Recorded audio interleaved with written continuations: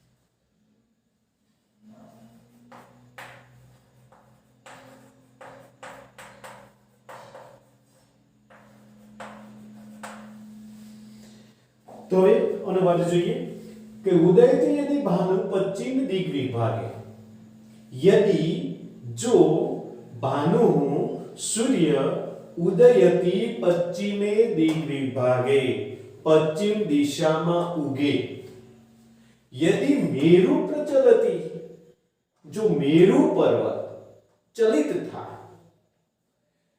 शीतता वहने आती जो अग्नि ठंडो बनी जाए, विकसती यदि पद्मम पर्वताग्रे शिलायाम जो कमल पर्वतनी टोचे रहेला पत्थरोनी वच्चे विकसती खिले तो पण सज्जनाना भाषे तेम सज्जनोनु बोलेलू वचन न पुनरुक्तम भवति के बदलातु नथी। फरी एक वखत, यदि भानु उदयती पश्चिमे दिग्विजय विभागे जो सूर्य पश्चिम दिशा में उगे, यदि मेरु प्रचलती जो मेरु पर्वत चलित थाय, जो अग्नि शीततम याति ठंडो बनी जाए, जो कमल पर्वतनी टोचे रहेला पत्थरोनी वच्चे खिले तो पण सज्जनानां भाषितम सज्जनोनु बोलायेलू वचन पुनरुक्तम न भवति बदलातु नथी। आगळ જોઈએ પાંચમો શ્લોક કે कहत्वं शूली मृगय विषजम नीलकंठः प्रियहं केकामेका कुरु पशुपतिः नेव दृष्टि विषाणे स्थाणुर्मुग्धे न वदति तर्जीवितेश शिवाय गच्छ अटाव्यम इति हतवचः पातु वह चंद्रचूडः।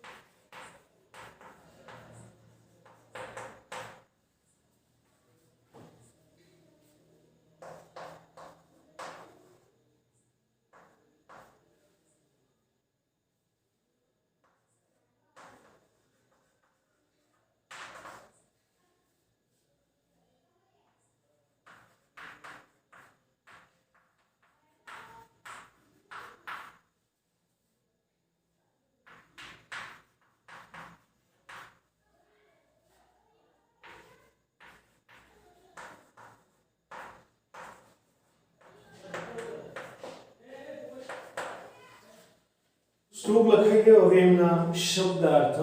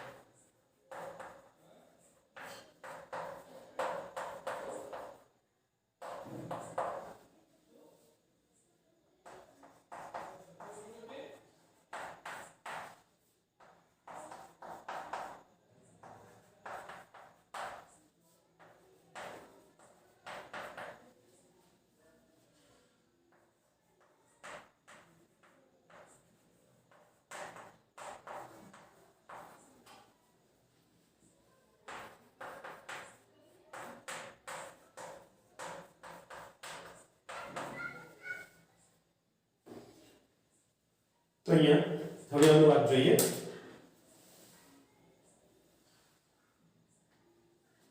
તો કહત્વમ તમે કોણ છો? શૂલી ત્રિશૂળ વાળો છો. મૃગય વિશેષમ તો વૈદને શોધ. વિદ્યાર્થી મિત્રો, આ જે શ્લોક છે એની અંદર જે શબ્દો રહેલા છે દ્વિઅર્થી છે, જે શ્લેષ અલંકાર બતાવે છે અને એના અનુસંધાને શિવ અને પાર્વતી વચ્ચે જે સંવાદ થઈ રહ્યો છે, ભગવાન શિવ ઉત્તર યોગ્ય પ્રકારે આપે છે પણ એનો પાર્વતી બીજો અર્થ કાઢી અને જુદા જુદા જે પ્રશ્નો કરે છે અને એ સંવાદ અહીંયા જોવા મળે છે. તો જોઈએ. કહત્વ તમે કોણ છો? શૂલેયો હું ત્રિશૂળ વાળો છું. પાર્વતી એનો શૂળ વાળો, પીડા વાળો, દુઃખ વાળો અર્થ કરે છે. તો મૃગય વિશેષમ તો વૈદને શોધો. પીડા વાળો હોય તો તમે વૈદને શોધો. પ્રિય હમ નીલકંઠ, હે પ્રિયા હું નીલકંઠ છું. ભગવાન શિવનું નામ છે નીલકંઠ, એટલે નીલકંઠ છું. તો પાર્વતી અહીંયા નીલકંઠ એટલે મોર અર્થ કરે છે અને કહે છે તો એકા કેકા કુરુહુ. જો તમે નીલકંઠ હો તો એકા ટવકો કરો. પશુપતિ, હે પ્રિય હું પશુપતિ, પશુઓનો સ્વામી છું.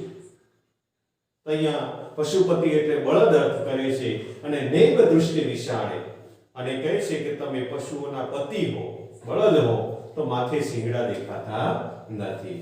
કે મુગ્ધે સ્થાણુ, હે ભોળી હું સ્થાણુ છું, સ્થાયી છું, સ્થિર રહેનારો છું. તો સ્થાણુ એટલે વૃક્ષ અર્થ લઈ અને કહે છે કે તરુ ન વદતી. જો તમે વૃક્ષ છો તો વૃક્ષ તો બોલતું નથી. શિવાયાતિ જીવેતેશ કે હું શિવાનો પાર્વતીનો પતિ છું, સ્વામી છું.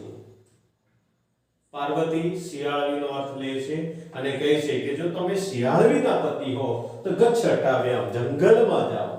ઇતિ આમ હત વચાહ, જેના વચનો હણાયા છે તેવા ભગવાન ચંદ્રચૂડ, ભગવાન શિવ, ભગવાન ચંદ્રચૂડ વહ પાતુ, તમારું રક્ષણ કરો. ફરી એક વખત જોઈએ કે કહત્વમ, તમે કોણ છો? કે શૂલિયું, ત્રિશૂળ વાળો છું. તો વિશદ મૃગયમ, તો વૈદ્યને શોધો. પ્રિયહમ નીલકંઠ, હું હે પ્રિયા હું નીલકંઠ છું, તો એકાદ ટોકો કરો. હે પ્રિયા હું પશુપતિ છું, પશુઓનો સ્વામી છું, તો માથે શિંગડા દેખાતા નથી. જો તમે પશુપતિ હો તો માથે શિંગડા દેખાતા નથી. હે ભોળી હું સ્થાણુ છું, સ્થિર રહેનારો છું, તો વૃક્ષ બોલતું નથી.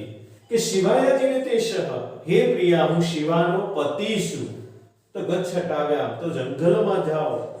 આમ જેના વચનો હણાયા છે એવા ભગવાન ચંદ્રચૂડ તમારી રક્ષા કરો.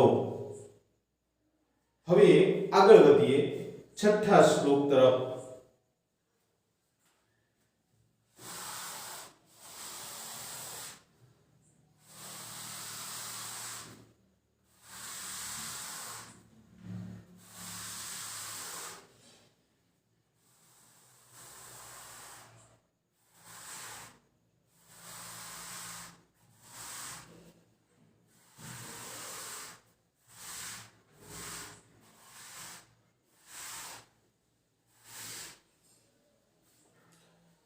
છઠ્ઠો શ્લોક છે કે હસ્તી સ્થૂલ તનુ ચ અંકુશ વશઃ, કિમ હસ્તી માત્ર અંકુશઃ, વજ્રેણ અભિહતા પતંતિ ગિરયઃ, કિમ વજ્ર માત્રઃ નગાઃ, દીપે પ્રજ્વલિતે વિનશ્યતિ તમઃ, કિમ દીપ માત્રમ તમઃ, તેજોવશ્ય વિરાજતે સ બલવાન સ્થૂલેષુ કઃ પ્રત્યય.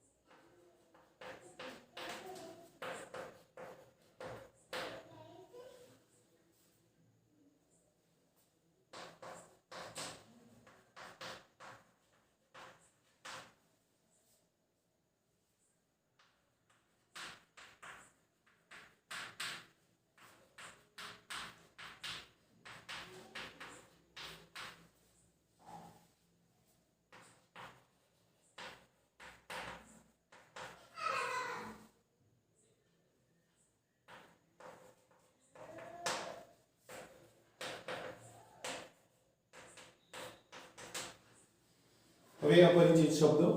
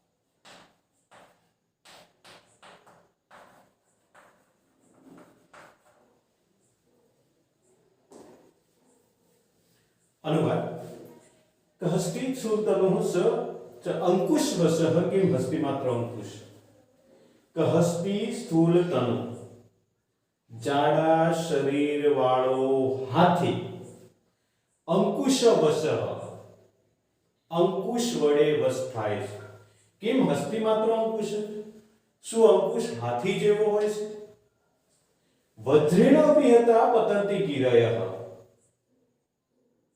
કે વજ્ર દ્વારા હણાઈને પર્વતો વેરવિખેર થઈ જાય છે કે વજ્ર માત્ર ન કહા શું પર્વતો વજ્ર જેવા હોય છે દીપે પ્રજ્વલિતે વિનશ્યતિ તમઃ કે દીવડો સળગાવતા અંધારાનો નાશ થાય છે કેમ દીપ માત્ર તમઃ શું અંધારું દીવડા જેવું હોય છે અસ્ય તેજો વિરાજતે કે જેનું તેજ શોભે છે સબલવાન તેજ બળવાન છે સ્થૂલેષુ ક પ્રત્યયઃ સ્થૂળતામાં સો વિશ્વાસ ફરી એક વખત કે સ્થૂલ તનુ હસ્તી જાડા શરીર વાળો હાથી હુષ્પુષ્ટ હાથી અંકુશ વસઃ અંકુશ વડે વસ થાય છે કેમ હસ્તી માત્ર અંકુશ શું અંકુશ હાથી જેવડો હોય છે વજ્રેણ અભિહતા પતંતિ ગિરયઃ કે વજ્ર દ્વારા હણાઈને પર્વતો પડી જાય છે, વેરવિખેર થઈ જાય છે. કેમ વજ્ર માત્ર લગા? શું પર્વતો વજ્ર જેવડા હોય છે? દીપે પ્રજ્વલિતે વિનશ્યતિ તમઃ, કે દીવડો સળગાવતા અંધારાનો નાશ થાય છે. કેમ દીપ માત્ર તમઃ? શું અંધારું દીવડા જેવું હોય છે? યસ્ય તેજો વિરાજતે, જેનું તેજ શોભે છે, સ બલવાનઃ, તે બળવાન છે. સ્થૂલેષુ ક પ્રત્યયઃ, સ્થૂળતામાં સો વિશ્વાસ. તો અહીંયા આ સુભાષિત મધુબિંદવનું બીજું લેક્ચર પૂર્ણ કરીએ છીએ. એ સાથે પદ્ય પણ પૂર્ણ થાય છે. ધન્યવાદ.